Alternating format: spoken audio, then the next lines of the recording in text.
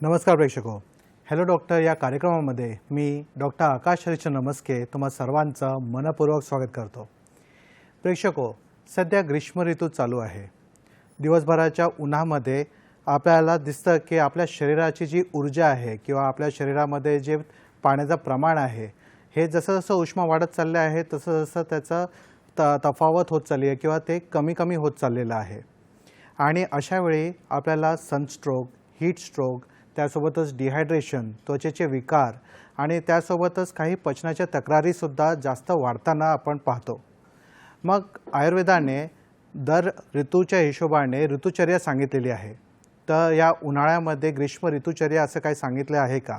त्यासोबतच आपण या ग्रीष्म ऋतूमध्ये किंवा उन्हाळ्यामध्ये काय खावं, काय खाऊ नये, काय प्यावं, म्हणजेच पाणी मुबलक प्रमाणामध्ये पिणे हे योग्य आहे का किंवा त्याच्यामध्ये काही अजून काही ॲड करावं लागेल किंवा आपण काय पथ्य पाणी करायला पाहिजे हे सगळं जाणून घेणे फार महत्त्वाचं आहे.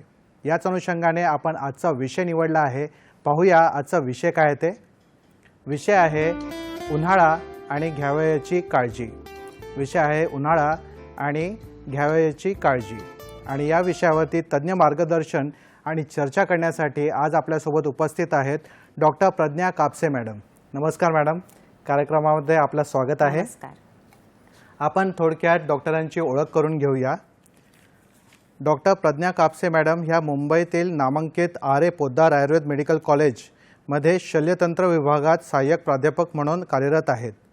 त्यांच्या प्रदीर्घ अशा 17 वर्षांच्या अनुभवात त्यांनी आजवर 10,000हून अधिक यशस्वी शस्त्रक्रिया केल्या आहेत. मॅडम यांनी BAMS, MS व PhD सह मानसशास्त्र म्हणजे सायकोलॉजी आणि संस्कृतमध्येही प्रावीण्य मिळवले आहे.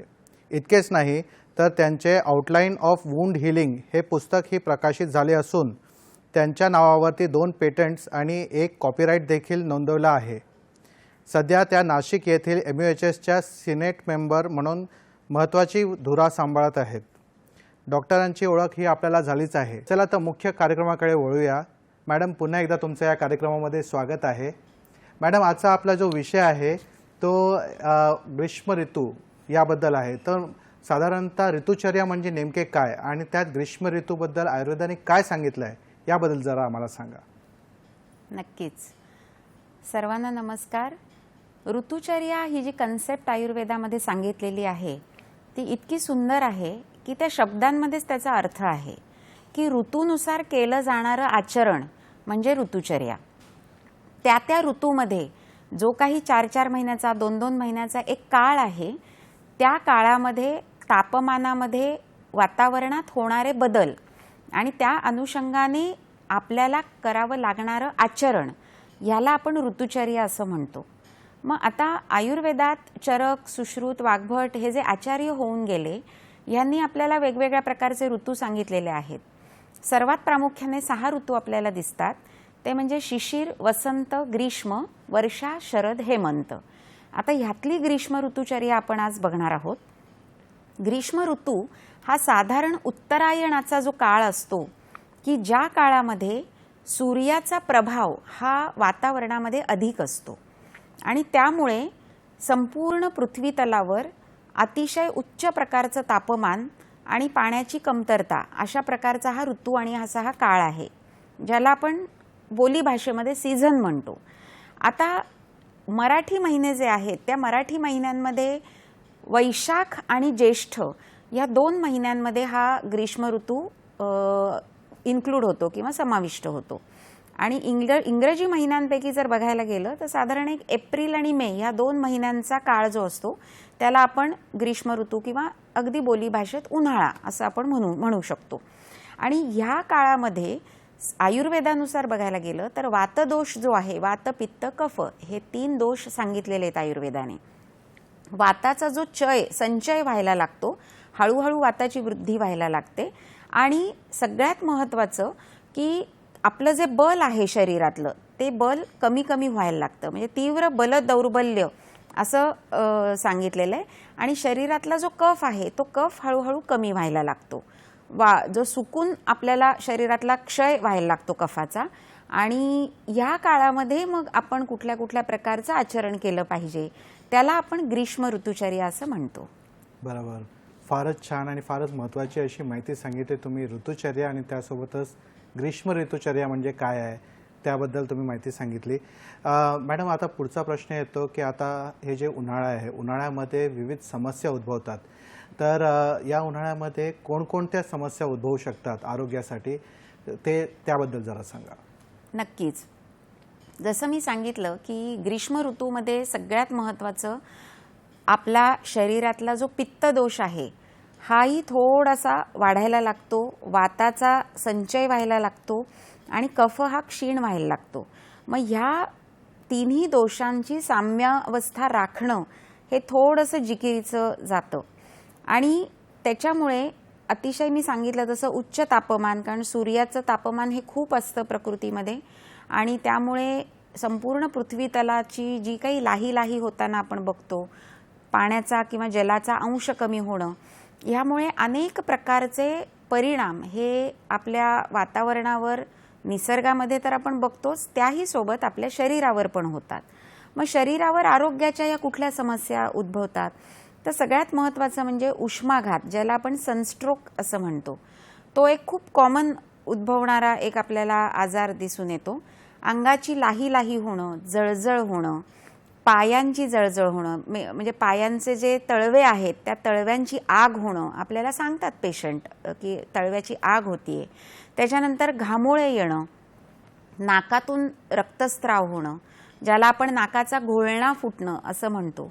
त्याच्यानंतर जुलाब होणं, अन्न न पचणं, अन्नपचन नीट न होणं, पोटात गॅसेस होणं, लघवीला जळजळ होणं. तर अशा अनेक प्रकारच्या तक्रारी आणि आजार आपल्याला या उन्हाळ्यात दिसून येतात. याच्यामध्ये सगळ्यात महत्त्वाची बाजू अशी असते की शरीरातला जो स्निग्धांश आहे, जो जलांश आहे, तो कमी व्हायला लागतो आणि त्याच्यामुळे आपल्याला अशक्तपणाही खूप जाणवतो. हे सगळे आजार प्रामुख्याने दिसून येतात. बरोबर आहे. मॅडम, आपण असं बघतो की उन्हाळ्यामध्ये युजली डिहायड्रेशन जास्त प्रमाणात असतं. तर हा सगळ्यात महत्त्वाचा आणि सर्वांना पडलेला प्रश्न म्हणजे की पाणी किती प्यावं, कसं प्यावं, किती प्रमाणामध्ये प्यावं उन्हाळ्यामध्ये, याबद्दल जरा सांगा. आयुर्वेदामध्ये जलाला अमृत म्हटलेलं आहे आणि अमृत हे असं आहे की जे आपल्याला प्यायल्यानंतर शरीराला फायदाच करून देतं. पण आयुर्वेदामध्ये अत्यंबू पान पण वर्ज्य सांगितलेलं आहे. पण उन्हाळ्यामध्ये आपल्या शरीरामधला जो जलांश आहे तो कमी होतो. जसं मी सांगितलं की पाण्याचं प्रमाण हे कमी होतं. मग पाण्याचं प्रमाण कमी झाल्यामुळे डिहायड्रेशन जाणवतं. मग ह्यामध्ये आपण असं म्हणतो की फक्त तहान लागल्यावर पाणी प्यायचं, तर ठीक आहे, तहान लागल्यावर तर आपण पाणी पितोच, पण उन्हाळ्यामध्ये विशेषत्वाने थोडीशी काळजीही जास्त घ्यावी लागते. त्याच्यामुळे तुम्ही एक साधारण एक तासभरातून एक घोट पाणी तुम्ही प्यायलं, एक पाण्याची बाटली तुमच्याजवळ ठेवलीत आणि शरीरामध्ये साधारण दिवसाला एक 2.5 ते 3 लिटर पाणी आपल्या शरीरात जाईल, ह्याची काळजी जर तुम्ही घेतलीत तर आपल्या शरीरातल्या सगळ्या पेशींना लागणारं जे काही जलांश किंवा पाणी आहे त्याची कमतरता भासणार नाही. आणि जेवढं पाणी किंवा शरीराला आवश्यक एवढं जल तुम्ही जर पुरवत असाल तर शरीरातल्या पेशीसुद्धा ताज्यातवान्या आणि टवटवीत राहतील. त्याच्यामुळे मग त्वचेचे वेगवेगळे जे विकार होतात, जे आपण नंतर बघूया, तर ते सुद्धा तुम्हाला होणार नाहीत. आणि सगळ्यात महत्त्वाचं, अर्धा तासानी, पाऊण तासानी आपल्याला जर लक्षात राहत नसेल तर 1-1 लिटरची बाटली भरून ठेवायची आणि ती 1-1 घोट 2-2 घोट अशी पीत राहायचं. तुम्हाला वाटलं तर नुसतं पाणी जात नसेल तर ORS बनवून ठेवा किंवा पाण्यामध्ये थोडंसं लिंबू पिळून थोडीशी साखर घालून तसं बनवून ठेवा. इलेक्ट्रॉल पावडर असते त्याचं पाणी बनवून ठेवा. जो कुठला फ्लेवर तुम्हाला आवडतो त्याचं पाणी बनवा. कुठल्याही कर्मधर्म संयोगाने आणि कुठल्याही योगाने पाण्याचा अंश शरीरात गेला पाहिजे. कुठलेही लिक्विड किंवा जलीय पदार्थ तुम्ही पोटात घ्या की ज्याद्वारे आपल्या शरीरात पाण्याचा अंश गेला पाहिजे. मग आता हे पाणी कसं प्यावं, बर्फाचं किंवा खूप थंड पाणी प्यावं का, यावर पण आपण नंतर चर्चा करूया नक्कीच. पण थंड पाणी न पिता साधारण नॉर्मल टेम्परेचरचं पाणी, त्यातही तुम्हाला तेही जात नसेल तर नारळ पाणी आहे, कोकम सरबत आहे, लिंबू पाणी आहे, लिंबू सरबत आहे, त्याच्यानंतर सब्जा घातलेलं जे पाणी आहे ते तुम्ही पिऊ शकता.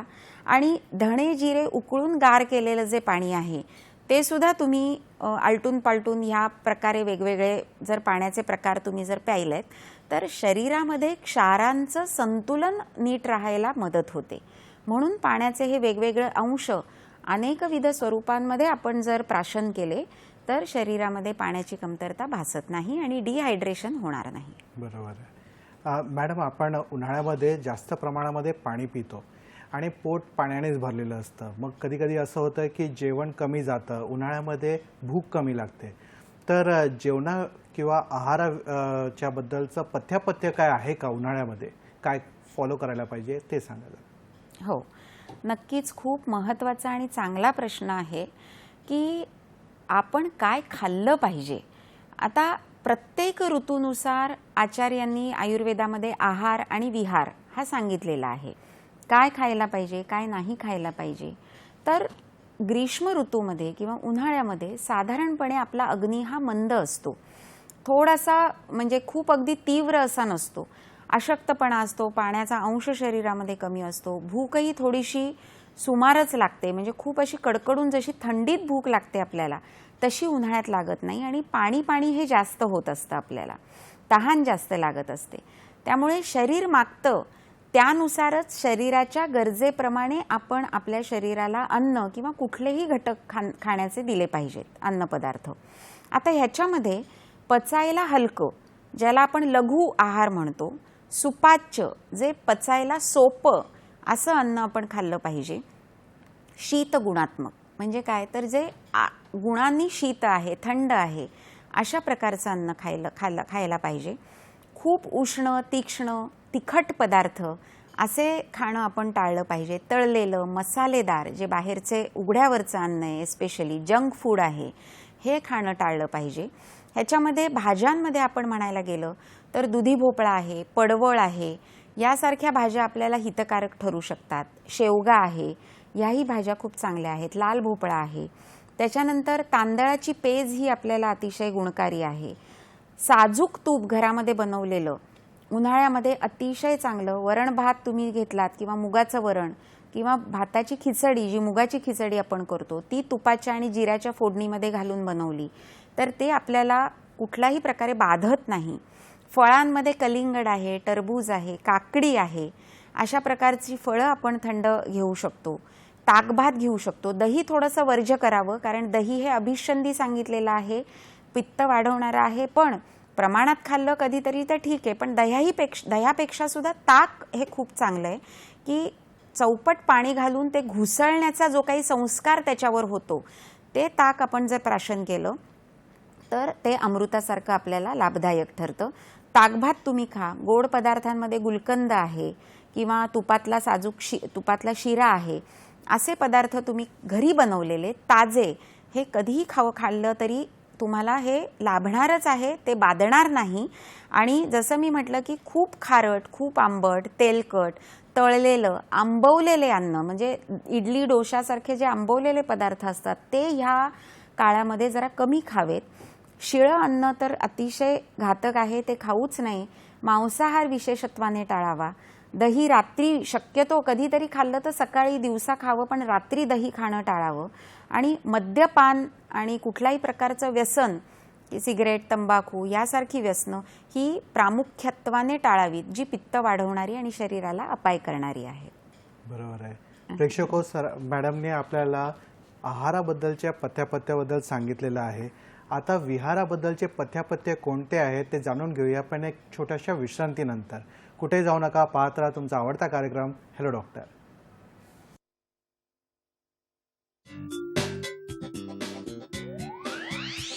तर ब्रेकनंतर तुमचं पुन्हा स्वागत आहे. ब्रेकवरती जाण्याच्या आधी आपण मॅडमसोबत चर्चा करत होतो आणि मॅडमांनी आपल्याला जे आहारामध्ये कोणकोणते पथ्यपथ्य करावे त्याबद्दल सांगितलं. मॅडम, आता पुढचा प्रश्न येतो की विहाराबद्दलचा, म्हणजे एखादा व्यक्ती समजा उन्हात कुठे फिरायला जायचं असेल किंवा काय वेगळे विहार असतात, तर त्याच्यामध्ये पथ्यपथ्य कोणते पाळावे याबद्दल जरा सांगा. हो, ही खूप महत्त्वाची बाब आहे जी आपल्याला जाणून घेणं खूप आवश्यक आहे. उन्हाळ्यामध्ये कसं असतं की साधारण दुपारी प्रामुख्यत्वाने बघायला गेलं तर 1 ते 4 हा जो काळ आहे की ज्याच्यामध्ये वातावरणातलं जे तापमान आहे हे अत्युच्च असतं, त्याच्यामुळे हा आपण विषकाल म्हणू शकतो. आणि ह्या काळामध्ये जर शक्य असेल तर जाणं टाळलं पाहिजे बाहेर, हे सगळ्यात महत्त्वाचं. जेवढी विश्रांती तुम्हाला घरी घेता येईल त्या वेळेमध्ये तुम्ही त्या वेळेत घेऊ शकता. जर बाहेर जाणं झालं किंवा प्रवास करायचाच असेल तर शक्यतो तो पहाटेच्या वेळी किंवा रात्रीच्या वेळी असा करणं हे संयुक्तिक ठरू शकतं. साधारण जर बाहेर प्रवासाला जायचं असेल तर फिकट रंगाचे सुती आणि धुतलेले असे हलके कपडे आपण घालावेत. त्याच्यामध्ये सगळ्यात महत्त्वाचं जे कॉटन असतं ते कॉटन मटेरियल जर तुम्ही वापरलं आणि साधारण पांढऱ्या रंगाचे जर वापरले तर ते उन्हाची जी तीव्रता आहे ती कमी शोषून घेतात आणि त्यामुळे त्वचेलाही कमी त्रास होतो. डोक्याला टोपी ही घालणं ही जास्त फायदेशीर असतं.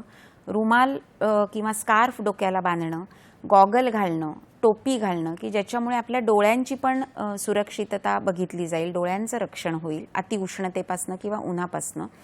सोबत कंपल्सरी आपली पाण्याची एक बाटली ठेवली पाहिजे प्रवासाला जाताना, बाहेर जाताना.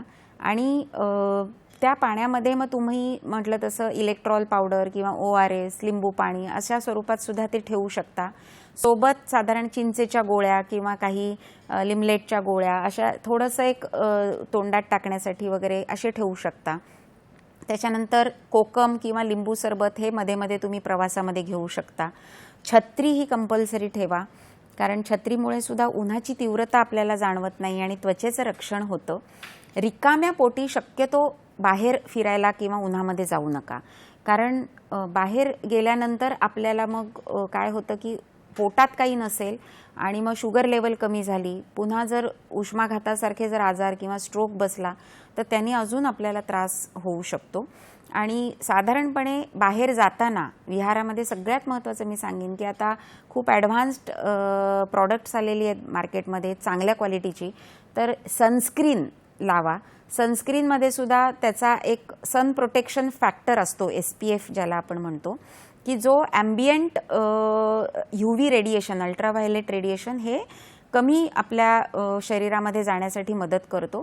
तर साधारण एक 30+ SPFचं जे सनस्क्रीन असतं ते लावून तुम्ही जर बाहेर पडलात, अशा प्रकारची जर काळजी घेतलीत की पाणी प्या, सावलीमधनं प्रवास करा आणि काही वाटलं तर लगेच उपचार घ्या, अशा प्रकारचा विहार ठेवलात आणि अर्धशक्ती व्यायाम केलात.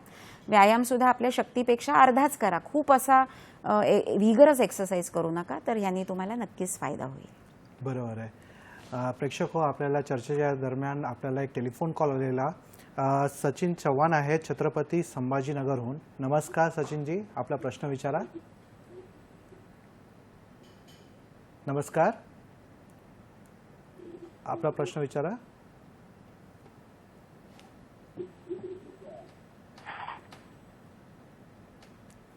बोला, आपला प्रश्न विचारा सचिनजी. Hello hello. हां, आपला प्रश्न विचारा. हा सर. आपला प्रश्न विचारा. हा सर, मला उन्हाळ्यात जास्त पाणी गेलं पाहिजे उन्हाळ्यात. हॅलो. हां, हॅलो, विचारा ना, प्रश्न विचारा आपला. सलग विचारा प्रश्न. टीव्हीचा व्हॉल्यूम कमी करून घ्या. लागले का? हां, हॅलो डॉक्टर. हां, बोला. हा सर, मला उन्हाळ्यात जास्त पाणी गेलं पाहिजे उन्हाळ्यामध्ये. हॅलो. हां, हॅलो. ओके, ठीक आहे, ठीक आहे. पाणी प्यायलं पाहिजे. उन्हाळ्यात पाणी किती प्यावं त्याबद्दलचा प्रश्न होता मॅडम, काय सांगाल तुम्ही? पाण्याबद्दल आपण मागच म्हटलं, यापूर्वी चर्चाही केली की पाणी शरीराला जेवढं आवश्यक आहे तेवढं प्यायलंच पाहिजे. आणि थोडंसं उन्हाळ्यात आपण याची जास्त काळजी घेतली पाहिजे की ज्यामुळे शरीरामधला पाण्याचा अंश कमी होऊन डिहायड्रेशनसारखे त्रास आपल्याला होणार नाहीत. आणि जसं मी म्हटलं की दिवसाला एक साधारण 2.5 ते 3 लिटर पाणी हे आपल्या शरीरात गेलं पाहिजे. आणि प्रत्येक साधारण एक अर्धा पाऊण तासांनी, तुम्हाला एकदम पाणी जात नसेल तर एक 2-2 घोट पाणी आपल्याला पिण्याची काळजी आपण घेऊ शकतो. साधारण साधं पाणी नाही गेलं तर नारळ पाणी आहे, कोकम सरबत आहे, ताक आहे, लिंबू पाणी आहे, लिंबू सरबत आहे, सब्जा घातलेलं पाणी जसं मी म्हटलं, किंवा धणे जिरे घालून उकळून गार केलेलं पाणी, अशा प्रकारचं पाणी तुम्ही पिऊ शकता जेणेकरून डिहायड्रेशनचा त्रास होणार नाही.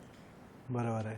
मॅडम आता पुढचा प्रश्न मला येतो की मॅक्सिमम ठिकाणी जिथे त्या महाराष्ट्रामध्ये खूप जास्त गरमी असते, म्हणजे जसं नागपूर आहे म्हणा, तर अशा वेळी भरपूर लोक खिशामध्ये किंवा डोक्यावर कांदा असं जवळ बाळगतात, म्हणजे सनस्ट्रोक किंवा हीट स्ट्रोक होऊ नये यासाठी हे प्रथा चाललेली आहे. आता याच्यामध्ये किती तथ्य आहे हे याबद्दल जरा सांगा.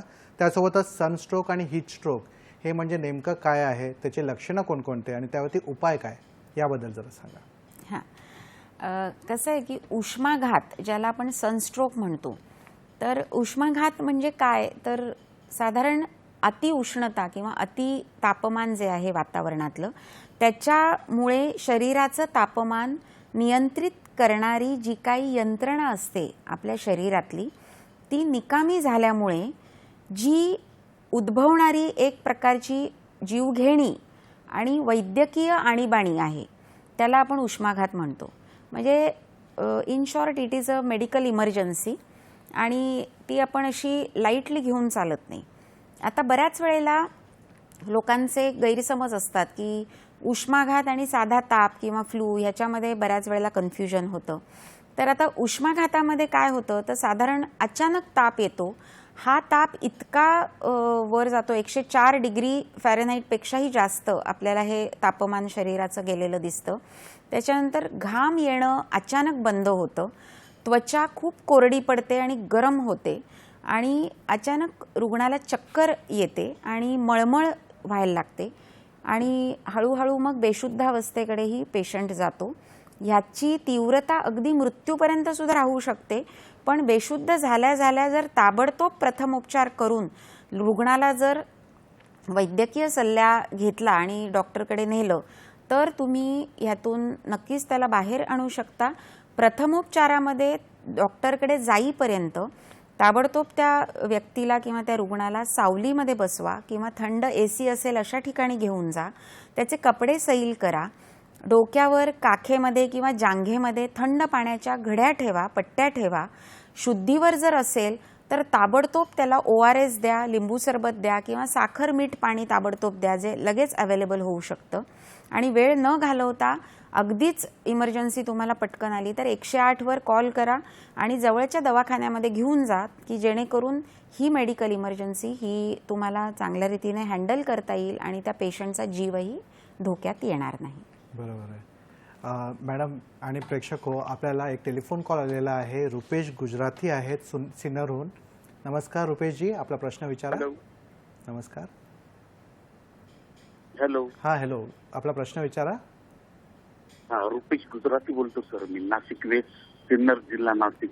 माझा असा प्रश्न आहे की आपल्या बरोबर उन्हाळ्यामध्ये कांदा ठेवण्यास सांगतात, हो, का बरोबर कांदा असू द्यावे, तर मग कांदा हा जवळ ठेवावा की खाण्यासाठी तो थंड असू शकतो का? त्यानंतर दुसरा गोष्ट अशी की उन्हाळ्यामध्ये जे आपण गोष्टी घेतो इतर ताक, काकडी, बरोबर, काहींना सूट होत नाही, त्यांना मग उन्हाळ्याची सर्दी होते. उन्हाळ्याची बरोबर. आणि मग ती पण काही ॲलर्जी टाईप होतं. ती एक गोष्ट, ती किती प्रमाण घ्यावं. आणि प्लास्टिकच्या बोतलमध्ये पाणी पिल्यावर ते गरम होतं, तिने पण मग डायजेस्टिव्ह सिस्टीमवर परिणाम होतो. राईट, ठीक. तर मग असं पेल्याच्या हिशोबात सांगा ना, किती पाणी प्यावं आणि जेवण अगोदर किती तास पूर्वी प्यावं आणि नंतर प्यावं. रात्रीचा आहार कसा असावा शक्यतो, बरोबर आहे, हे सर्व सांगायचं. ओके, धन्यवाद. मॅडम काय सांगाल, त्यांनी भरपूर प्रश्न विचारले आहेत. कांदा जवळ बाळगावा, खावा का, आणि त्यापासूनच ताक, काकडी हे सूट करत नाही तर मग सर्दी होते त्याबद्दल, आणि प्लास्टिकच्या बॉटलमधून जे पाणी पितो त्याबद्दल. कसं आहे की कांदा जवळ ठेवायला सांगतात हे म्हणजे आपल्या पूर्वपरंपरागत चालत आलेल्या ज्या आजीबाईच्या बटव्यातल्या ह्या गोष्टी आहेत, तर ह्याच्याने काही नुकसान नाही आहे. कांदा हा गुणांनी थंड आहे, किंवा एस्पेशली आता या उन्हाळ्यात आपण पांढरे कांदे खातो, त्या लाल कांद्यापेक्षा पांढरा कांदा हा थंड असतो. आणि कसं आहे, त्याच्यामुळे आपण उष्माघातातनं बाहेर येऊ शकतो किंवा बेशुद्ध पडला तर लगेच शुद्धीवर येतो, अशा प्रकारचे गैरसमज मात्र ठेवू नका. कारण तेवढंच करत बसलात आणि खरोखर वेगळी काही इमर्जन्सी असेल आणि त्या रुग्णाला जर वेळेत मदत नाही मिळाली तर मग त्याच्या जीवाला त्याचा अपाय होऊ शकतो. तर प्रथमोपचार म्हणून तुमच्याकडे ते असणं हे काही गैर नाही आहे. दुसरी गोष्ट, पाणी किती प्यावं, तर मी सांगितलं तसं की दिवसात एक 2.5 ते 3 लिटर पाणी प्यावं. एकदम अचानक तुम्हाला प्यायलं जात नसेल तर तुम्ही बाटली सोबत ठेवा, घोट तुम्ही 1 तास अर्ध्या पाऊण तासांनी पाणी प्या. काचेच्या बाटलीमध्ये पाणी तुम्ही ठेवा, किंवा तुम्हाला आजकाल आता ह्या मिल्टनच्या सारख्या ज्या पाणी थंड राहतं तेही ठेवू शकता. मातीच्या आजकाल बाटल्या यायला लागलेल्या आहेत. तर अशा प्रकारे, किंवा घरामध्ये असाल तर मडक्याला तुम्ही एक ओलं फडकं बांधून ठेवलं तर त्यातून सुद्धा पाणी जे झिरपतं तो थंडावा एक पाण्याला वेगळा मिळतो. पाण्यामध्ये, माठाच्या पाण्यामध्ये तुम्ही वाळा घालून ठेवू शकता, त्यांनी सुद्धा पाण्याला एक छान सुवास येतो. थंड, शीतवीर्यात्मक आहे वाळा, थंड आहे, असं पाणी तुम्ही पिऊ शकता. तर ह्या प्रकारचे तुम्ही उपाय हे नक्कीच करू शकता. आणि तिसरा प्रश्न त्यांचा काय होता? त्यांचा होता प्लास्टिकच्या बॉटल. प्लास्टिकच्या बॉटल. हा, प्लास्टिकची बॉटल ही आता आपण अनेक बघतो की सायंटिफिकली सुद्धा प्लास्टिक हे शरीरावर, त्याचं मायक्रोप्लास्टिकचे परिणाम शरीराच्या सेल्सवर, पेशींवर कसे घातक आहेत.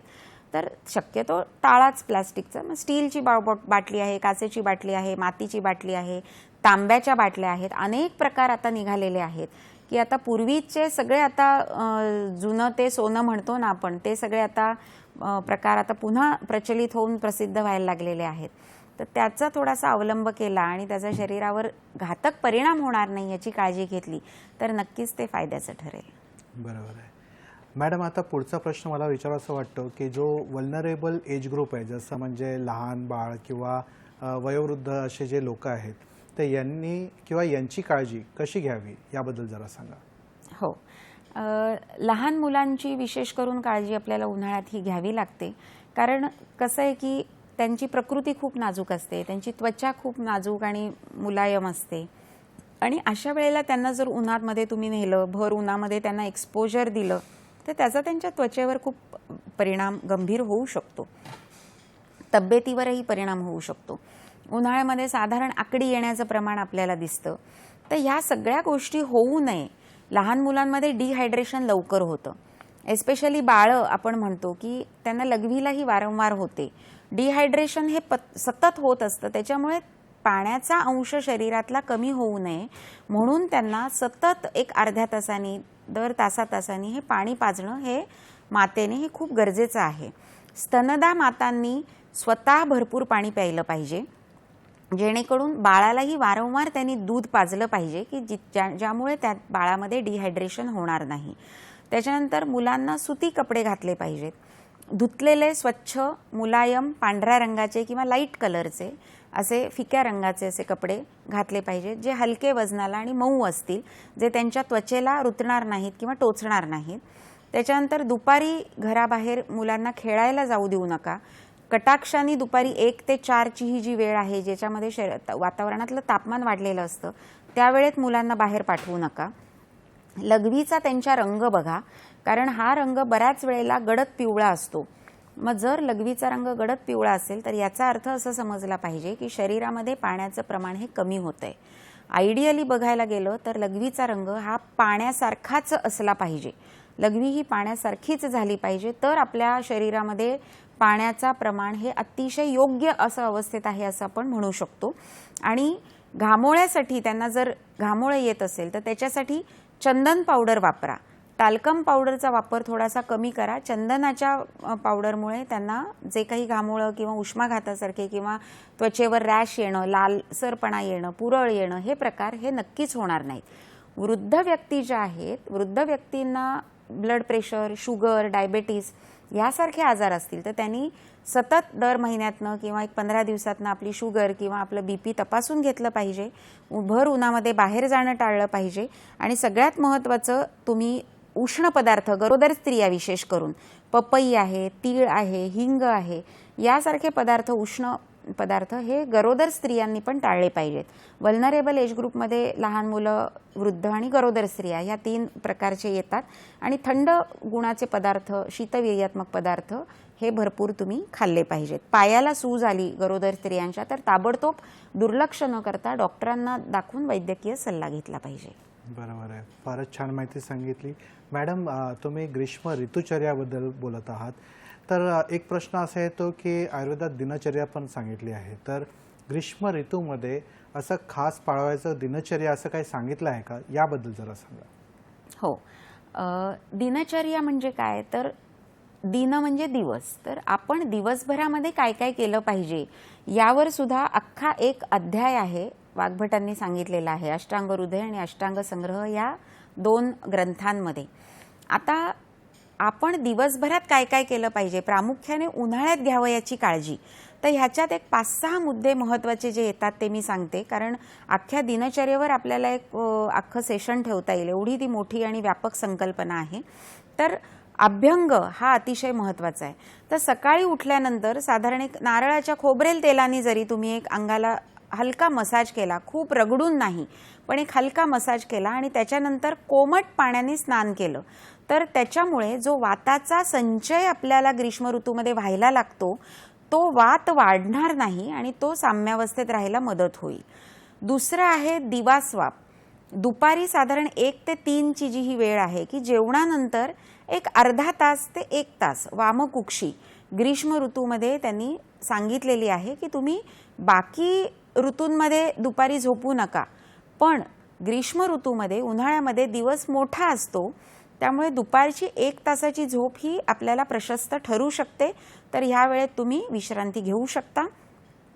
तिसरं आहे अंजन.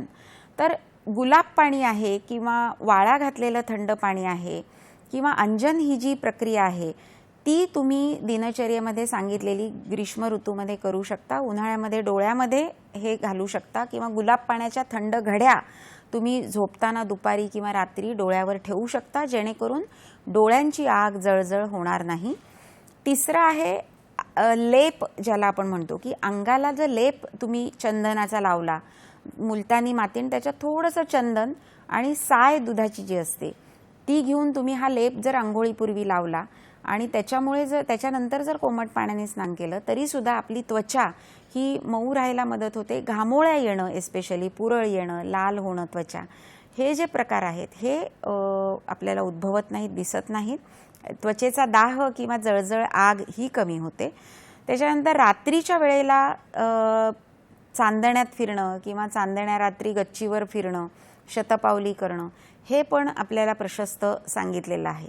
तर शमन करणारी, पित्तशामक अशी दिनचर्या साधारणपणे तुम्ही जर अशी केली, थंड वातावरणात राहणं, सावलीमध्ये राहणं आणि ऊन हे जास्तीत जास्त टाळणं, उन्हाचा संपर्क त्वचेशी टाळणं, तर अशा प्रकारे तुम्ही जर तुमची दिनचर्या ठेवली तर याचा नक्कीच फायदा आपल्याला होऊ शकतो. फारच छान माहिती सांगितली मॅडम आपण. मॅडम आता अजून एक प्रश्न येतो की उन्हाळ्यामध्ये युजली आपल्याला ORS घ्या असं म्हणून रेकमेंड केलं जातं. डॉक्टर नेहमीच सांगतात की ORS घ्या. तर एखाद्याला समजा पॅकेटचं ORS नाही घ्यायचं असेल आणि घरगुती असं ORS बनवायचं असेल तर मग त्यांनी काय करावं याबद्दल जरा सांगा. हो, ORS म्हणजे काय, तर एक ओरल रिहायड्रेशन सोल्युशन ज्याला आपण म्हणतो. रिहायड्रेशन म्हणजे हायड्रेशन चांगलं राहावं, आपल्या शरीरामध्ये पाण्याचा अंश हा चांगला राहावा म्हणून आपण कुठल्या तरी स्वरूपामध्ये शरीरामध्ये जलाचा अंश घेणं हे आवश्यक आहे. ORS आपण ह्याच्यासाठी म्हणतो की त्याची जी टेस्ट आहे, चव आहे, ही पॅलेटेबल असते. मुलांना, लहान मुलांपासून वृद्ध व्यक्तींपर्यंत सर्वांना ती जिभेला आवडेल अशी असते आणि आवडेल अशा चवीचं तुम्हाला काहीतरी दिलं तर ते शरीराला आपण जास्त प्रमाणात घेतोही आणि त्याने अपायही होत नाही.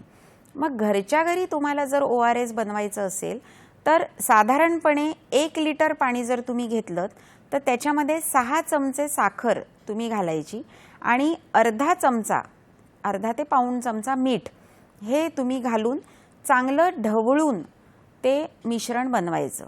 बरेच जण काय करतात, साधारण हलकं वरवर ढवळतात आणि मग ते पितात, पण बऱ्याच प्रमाणात अर्धी साखर किंवा बऱ्याच साखरेचे कण हे खाली तसेच राहतात. तर ह्याच्यामध्ये काळजी अशी घेतली पाहिजे की साखरेचे कण, मिठाचे कण हे पूर्णपणे त्या पाण्यात विरघळले पाहिजेत आणि संपूर्ण तरल आणि पूर्ण फक्त पाणीच आपल्याला दिसलं पाहिजे, तरच तुमचं ते ORS व्यवस्थित तयार झालं हे याचं संकेत आहे. आणि मग असं तयार झालेलं ORS तुम्ही बाटलीमध्ये भरून ठेवा. तांब्यामध्ये भरून ठेवा आणि मग घरामध्ये किंवा प्रवासात जाताना सोबत ते घोट घोट अर्ध्या तासाने प्या, की जेणेकरून तुम्हाला शरीरातलं जे क्षार आहेत तुमचे ते कमी होणार नाहीत, क्षारीय संतुलन चांगलं राहील शरीराचं आणि मग पुढे होणारे जे अपाय आहेत ते टळतील. बरोबर आहे. मॅडम, कधी कधी असं होतं की आपण कडक उन्हातून येतो, घरामध्ये येतो आणि घरामध्ये आल्याबरोबर लगेचच आपण AC ऑन करतो किंवा कूलरमध्ये बसतो किंवा मग आपण फ्रीजमध्ये थंड पाणी किंवा कोल्ड्रिंक वगैरे सेवन करतो. तर हे कितपत योग्य आहे आणि समजा हे सेवन करायचं असेल तर किती वेळ थांबावं आणि त्यानंतर या गोष्टीचा उपभोग घ्यावा? हां, आता कसं आहे की कूलर किंवा ACमध्ये बसणं हे थोडंसं आपण म्हणजे आपल्याला वाटतं की खूप चांगलं आहे की आल्या आल्या आपण AC ऑन करतो आणि बसतो, पण हे खरंच गरजेचं आहे का? किंवा आल्या आल्या कोल्ड्रिंक गटा आपण पितो. बऱ्याच वेळेला लोक वाट पण बघत नाहीत की हातपाय धुणं किंवा व्यवस्थित बेडवर बसून मग ग्लासमध्ये घेऊन पाणी पिणं, उभं राहून गटागट मुलं पाणी तोंडाला लावतात, फ्रीजमधून थंड पाण्याच्या बाटल्या काढतात तोंडाला लावतात. तर हे खूप चुकीचं आहे. आपल्याला त्याचा क्षणिक आनंद जिभेसाठी मिळतो, पण तसं सांगायला गेलं तर हे जे एकदम थंड पाणी किंवा एकदम वातावरणात आणि वातावरणातून गरम वातावरणातून तुम्ही थंड वातावरणात येताय आणि तो जो अचानक बदल जो तापमानातला होतो तो शरीरासाठी धोकादायक ठरू शकतो. त्याच्यामुळे AC मधून थेट उन्हात गेलं की काही होत नाही हा एक मोठा गैरसमज आहे, किंवा उन्हातून थेट ACत आलं की बरं वाटतं पण त्याचे शरीरावर परिणामही होऊ शकतात.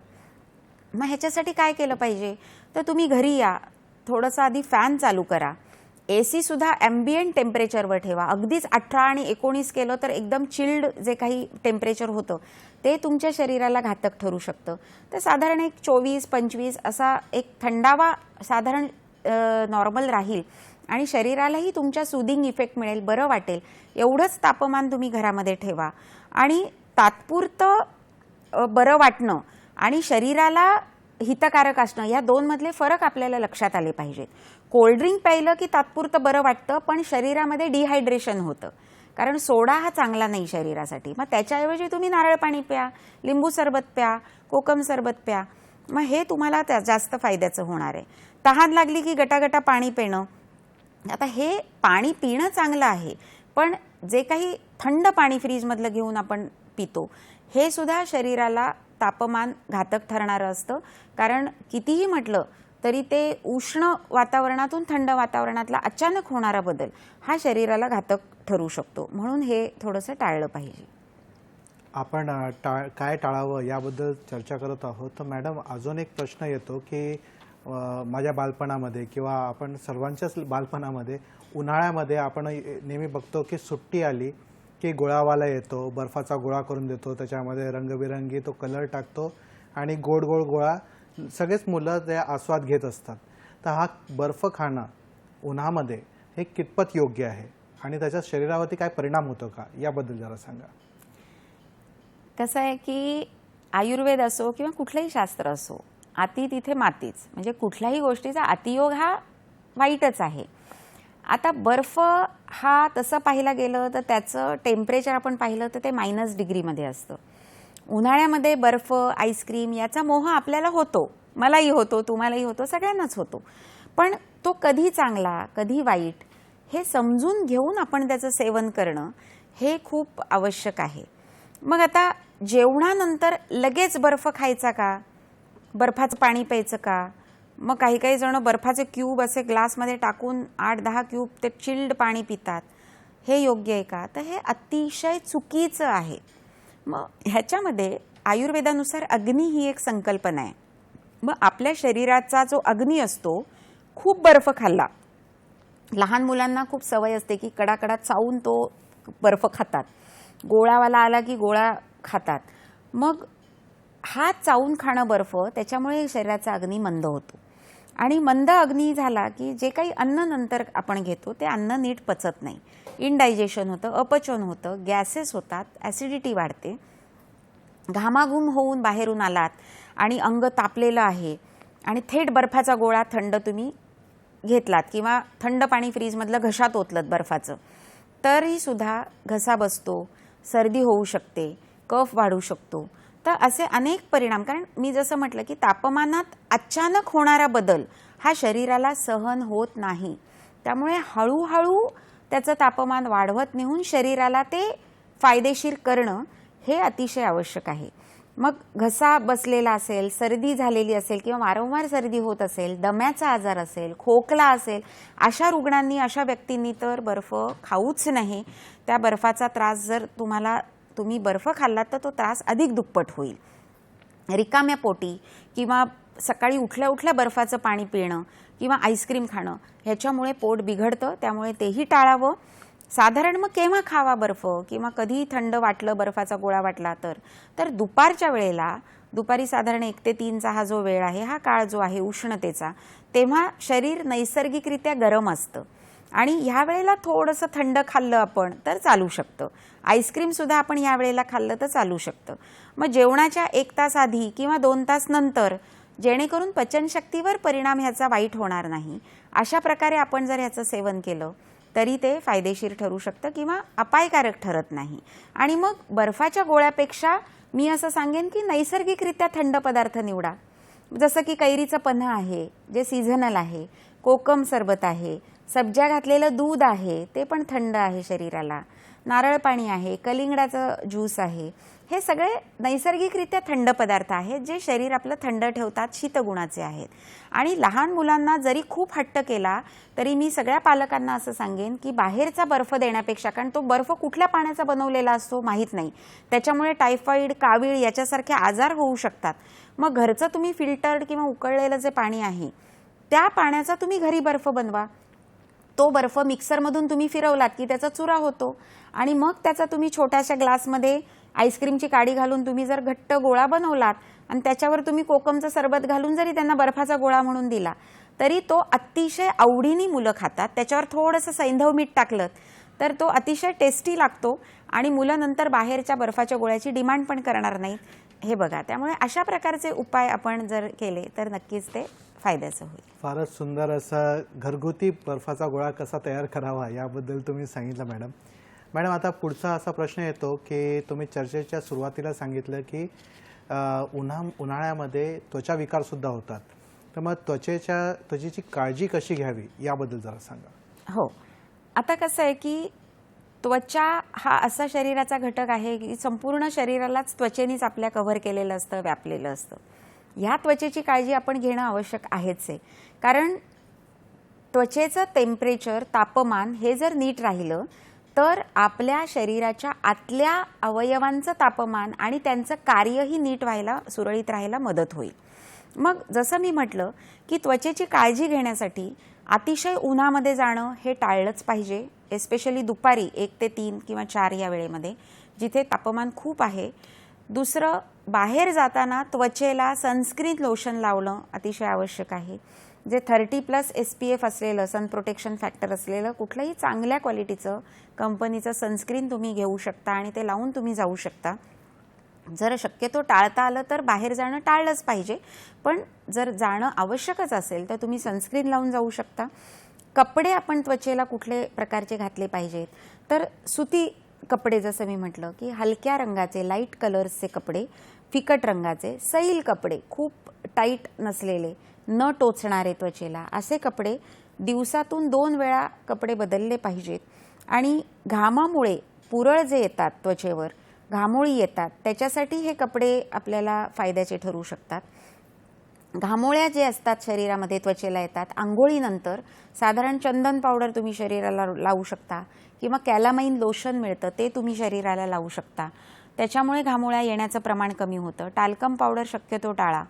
त्याच्यानंतर जसं मी म्हटलं की खूप जर तुम्हाला त्वचा तुमची सेन्सिटिव्ह असेल तर सनकोट असतो, गाडीवरून जाताना, बाईकवरून जाताना त्वचेला स्कार्फ लावणं, गॉगल घालणं किंवा टोपी घालणं किंवा छत्री सोबत ठेवणं की ज्याच्यामुळे आपल्या त्वचेला कुठलाही अपाय होऊ शकत नाही. तर अशा प्रकारचे जर काळजी तुम्ही घेतली तर त्वचेची निगा ही योग्य प्रकारे राखली जाईल. साबणसुद्धा खूप असे तीक्ष्ण असे वापरू नका. ग्लिसरीनयुक्त पियर्स किंवा डव असे जे काही मुलायम असलेले किंवा अगदीच तुम्हाला वाटलं तर मी तुम्हाला जसं म्हटलं की मुलतानी माती आहे, चंदन आहे, त्याच्यामध्ये थोडीशी साय टाकून लहान मुलांसाठी स्पेशली तुम्ही हे त्वचेला लावू शकता. तर अशा प्रकारे तुम्ही जर त्वचेची काळजी घेतली तर नक्कीच फायदा होऊ शकतो. बरोबर आहे. मॅडम, आता अजून एक गोष्ट आहे की आपण उन्हाळ्यामध्ये युजली जखम झाली तर फर्स्ट एड ठेवतो. तर उन्हाळ्यामध्ये असं काय फर्स्ट एड आपण ठेवू शकतो का की जे आपल्याला उन्हाळ्यात होणारे जे त्रास आहेत त्यापासून वाचवू शकेल? हां, फर्स्ट एड म्हणजे प्रथमोपचार आपण म्हणतो की कुठलाही आजार उन्हाळ्यामध्ये होणारे हे जे आहेत की पटकन चक्कर येणं किंवा ताप येणं, एकदम शरीराचं तापमान जे आहे टेम्परेचर ते एकदम वाढणं, अचानक वाढणं, बेशुद्ध अवस्था येणं, तर हे असे काही मेडिकल इमर्जन्सीज आपल्याला येऊ शकतात. मग त्यासाठी प्रवासात जाताना आपला एक छोटासा प्रथमोपचार किट आपल्याकडे जर असेल तर आपल्याला थोडंसं ह्याच्यातून बाहेर यायला मदत होते. मग ह्या प्रथमोपचार किटमध्ये काय काय असावं किंवा फर्स्ट एड बॉक्समध्ये काय काय असावं, तर सगळ्यात महत्त्वाचं मी सांगितलं तसं की ORS पॅकेट हे असलंच पाहिजे. कंपल्सरी त्याच्यामध्ये तुम्ही एक पॅकेट ठेवा की अशी काही इमर्जन्सी आली तर तुम्ही ते तिथल्या तिथे पाण्याची बाटली तुमच्याकडे असली पाहिजे, त्यात तुम्ही ORS मिक्स करून देऊ शकता. त्याच्यानंतर ताप आला पटकन, शरीराचं टेम्परेचर वाढलं तर पॅरासिटामॉल सिरप मिळतं, ते सिरप तुम्ही तुमच्याकडे एक इमर्जन्सीला ठेवा. नंतर साधारण उलटीचं औषध एक तुमच्याकडे कुठलंही असू दे की पटकन उलटी झाली तर अँटीएमेटिक सिरप किंवा कुठलंही आयुर्वेदिक असो, होमिओपॅथी, तुम्ही ज्या ह्याच्यावर विश्वास ठेवता किंवा जे औषधाचा गुण तुम्हाला लागू होतो ते औषध उलटीचं तुमच्याकडे राहू देत. डॉक्टरांनी सांगितलेलं जे काही तुम्हाला लागू होणारे तुमचे आजारांची डायबेटीज, शुगर, BP वाढू नये म्हणून औषधंही तुमच्या बॉक्समध्ये असली पाहिजेत. बँडेड आहे, कापूस आहे, डेटॉल आहे, थर्मामीटर हे सगळ्यात महत्त्वाचं प्रथमोपचारातलं किटमधलं साहित्य आहे. थर्मामीटर असेल तर शरीराचं तापमान किती वाढलं आहे ह्याचा अंदाज आपल्याला घेता येतो. आणि सोबत लिंबू आहे, आलं आहे किंवा बडीशेप आहे, वेलची आहे, असे जर काही पदार्थ तुम्ही जर ठेवलेत तर त्याचाही तुम्हाला खूप फायदा होऊ शकतो आणि मेडिकल इमर्जन्सीजमधून थोडासा आपल्याला बाहेर यायला मदत होऊ शकते. मॅडम, आता एक महत्त्वाचा आणि खूपच म्हणजे कॉमन असा प्रश्न आहे की उन्हाळा म्हटलं की लोकांना आठवतं ते आंबा खायचा सीझन आहे असं म्हणून त्याला समजलं जातं. तर आंबे आयडियली किती खावं, कारण आंबे हे उष्ण गुणधर्माचे आहेत असं सांगितलं जातं. तर मग किती प्रमाणात खावं, कसं खावं याबद्दल जरा सांगा. उन्हाळा म्हटलं की आंबा, कारण तो एकमेव फळ असा आहे जो फळांचा राजा आहे आपण म्हणतो आणि तो फक्त ह्याच काळात आपल्याला दिसतो. मग उन्हाळा आला मग आंबे तर खायला पाहिजेतच. मग आपण आंबे खाऊ नका असं सांगणं तर संयुक्तिक ठरणार नाही. पण ओव्हरऑल बघायला गेलं तर आंबा हा मधुर रसाचा आहे आणि थोडासा उष्ण गुणाचा आहे, म्हणजे गरम पडतो आपण आंबा म्हणतो की अति प्रमाणात कुठलंही सेवन हे अयोग्यच आहे. मग आता ह्याच्यामध्ये कसं आहे की आंबा हा खाण्यापूर्वी जेव्हा तुम्ही आंबे आणता एक तर तो पूर्ण पिकलेला असला पाहिजे. कधी कधी कच्चा खाल्ला जातो तर तो शरीराला घातक ठरू शकतो. आंबा हा पूर्ण पिकलेला असेल तर तो खाण्यापूर्वी साधारण 1 ते 2 तास हा पाण्यामध्ये तुम्ही भिजवून ठेवा. का भिजवून ठेवायचा, तर त्याच्यामधला जो चिकट द्राव आहे, लॅटेक्स ज्याला आपण म्हणतो किंवा सॅप म्हणतो, तर तो चिकट द्राव पूर्णपणे निघून जायला मदत होते. मग पाण्यातून तो आंबा काढून पूर्णपणे पुसून मग तो तुम्ही खाऊ शकता, खाण्यासाठी योग्य होतो, ज्याच्यामुळे त्वचेची जळजळ, त्वचेचा आग जी आहे ती कमी व्हायला मदत होते. दुसरं आहे की दुधासोबत आंबा खाणं हे शक्यतो टाळावं. दूध आणि फळं ही आयुर्वेदामध्ये विष समान सांगितलेली आहेत, त्यामुळे मँगो मिल्कशेक एस्पेशली मुलं खूप डिमांड करतात, तर थोडंसं दुधासोबत हा आंबा खाणं टाळावं. आमरस खातो आपण, आमरसामध्ये पण बरेच जण दूध टाकतात. दूध न टाकता त्याच्यामध्ये थोडंसं केशर टाका, थोडी वेलची टाका, थोडीशी सुंठ पावडर टाका, थोडंसं सैंधव मीठ टाका. तर अशा प्रकारे बनवलेला जो आमरस आहे तो तुम्हाला बाधणार पण नाही. आमरसामध्ये तुम्ही साजूक तूप घालू शकता, मग तो साजूक तूप घातलेला आमरस हा शरीराला जास्त फायद्याचा आहे, तो तुम्हाला बाधणार नाही. मग त्याच्यामध्ये शक्यतो आंबा जर खायचा असेल तर तो सकाळच्या वेळेत खा, कारण सकाळच्या वेळेत किंवा दुपारच्या वेळेत आपला शरीराचा अग्नी हा चांगला असतो. त्यावेळेत आपण जर आंबा खाल्ला तर तो पचायला जड जात नाही आणि बाधत नाही. आणि काही लोकांना अशी सवय असते की बसल्या बैठकीला 10-10, 15-15 आंबे ते खाऊ शकतात. तर मग अशा वेळेला कुठल्याही गोष्टीचा अतियोग हा वाईटच असतो आणि त्याचा तुमच्या शरीरावर हा परिणाम होणारच आहे वाईट. मग तो गरम पडणं किंवा ते उन्हाळी येणं किंवा मग त्वचेवर मुरूम येणं, ॲक्ने येणं, पिंपल्स येणं यासारखे मग आपल्याला परिणाम दिसून येतात. त्यामुळे रात्रीच्या वेळेत नको आणि जेवणासोबत आंबा खाण्यापेक्षा मधल्या वेळेत स्नॅक्स म्हणून तुम्ही जर ते खाल्लेत आंबा एक स्नॅक्स म्हणून तर त्याचा फायदा हा तुम्हाला जास्त होईल. म्हणजे कुठल्याही प्रकारचा अपाय हा शरीरावर होणार नाही. बरोबर आहे. मॅडम, आज आपण इथे आलात, आमच्या प्रेक्षकांच्या प्रश्नांची उत्तरे दिली, तसेच त्यांचे मोलाचे मार्गदर्शन केले. या सर्वांसाठी मी प्रेक्षकांतर्फे आणि सह्याद्री वाहिनीतर्फे आपले आभार मानतो. धन्यवाद मॅडम. प्रेक्षको, वेळ झाली आहे तुमची रजा घेण्याची. पुन्हा भेटूया एका नव्या विषयासह तुमच्या आवडत्या कार्यक्रमामध्ये, ज्याचं नाव आहे हॅलो डॉक्टर. तोपर्यंत स्वस्थ राहा, मस्त राहा, हसत राहा. धन्यवाद. नमस्कार.